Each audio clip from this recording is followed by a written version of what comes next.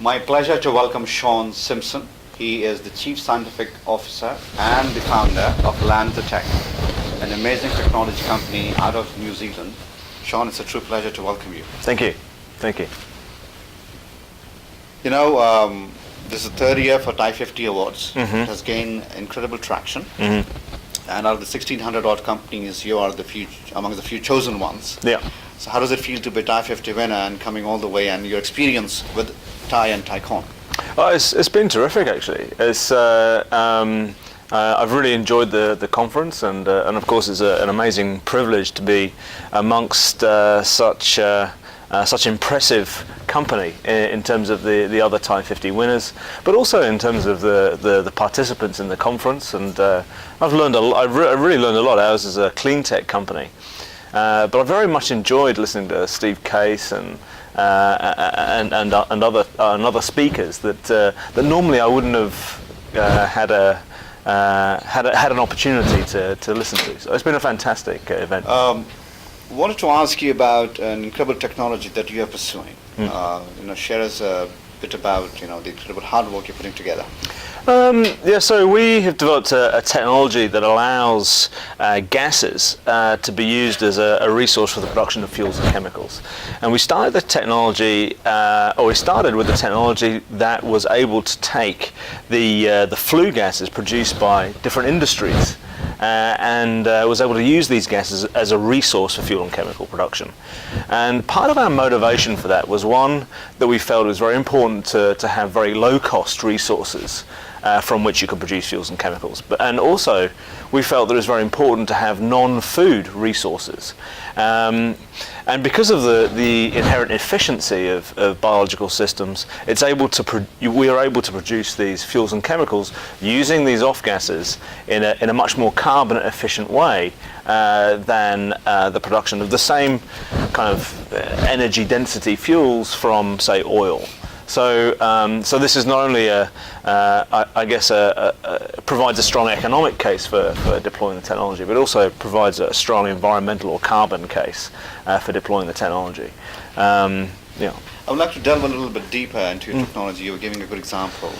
Okay. How you actually use microbes to blast through. Yeah, so you should imagine this in a way as locating a brewery next to an industrial facility. Yeah. So we've developed microbes that are able to use carbon monoxide and, if available, hydrogen as their sole source of carbon and energy for the production of fuel. So the microbes are able to effectively eat carbon and spit out carbon monoxide and spit out fuel or chemicals.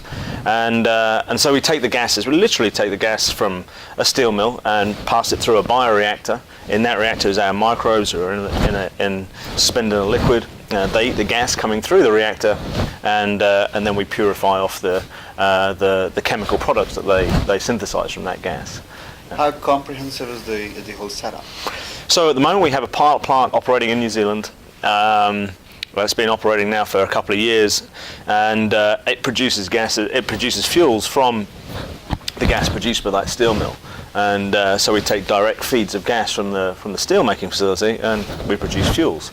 And now we've, based on the sort of very good results from that pilot plant, we're able to form a joint venture with the world's second largest steel maker, Bao Steel, and so this year we'll be building a plant in China to produce, in the first instance, around 100,000 gallons of fuel per annum. That will just be a demonstration plant though, and the successful operation of that facility will lead to the construction of our first commercial plant, which will produce around 50 million gallons a year.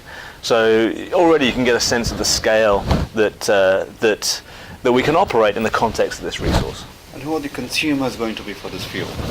I guess petrol companies. So you can blend ethanol with gasoline, and so you use this low carbon fuel that we produce as a blend stock in gasoline to provide an overall kind of lower carbon fuel resource. And yeah. So I guess wherever there are large industrial companies, that's where you tag along and have your own setup. Yeah. So we've got a lot of interest actually from from India, from Korea, from Japan, and from China, and we're growing interest here in the US.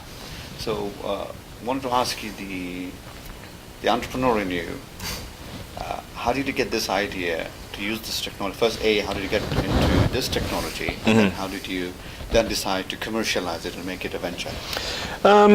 We first started thinking about, I was very interested in the area of biofuels or low carbon fuels, and my background as a plant biologist, I'm very aware of the issues around the production of fuels from biomass and the potential for competing with food production, and so I was looking for an opportunity to still produce low carbon fuels but avoid the conflict with food or farmed resources.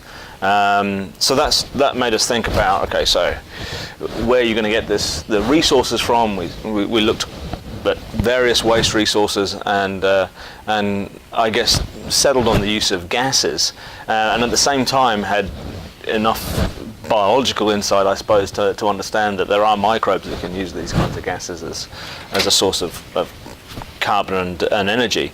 And so that's really how scientifically we got into this area. In terms of starting a company, I guess mine is a pretty typical story, and actually Steve Case referred to this phenomenon in his presentation yesterday, where I was working at a company.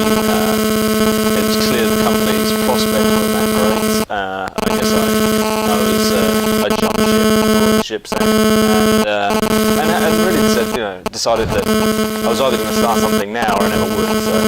So it was a case of having nothing better to do. Yes. Well, the passion is clearly visible, and I wish you nothing but the very best. Thank you. And again, congrats. Thank you very much.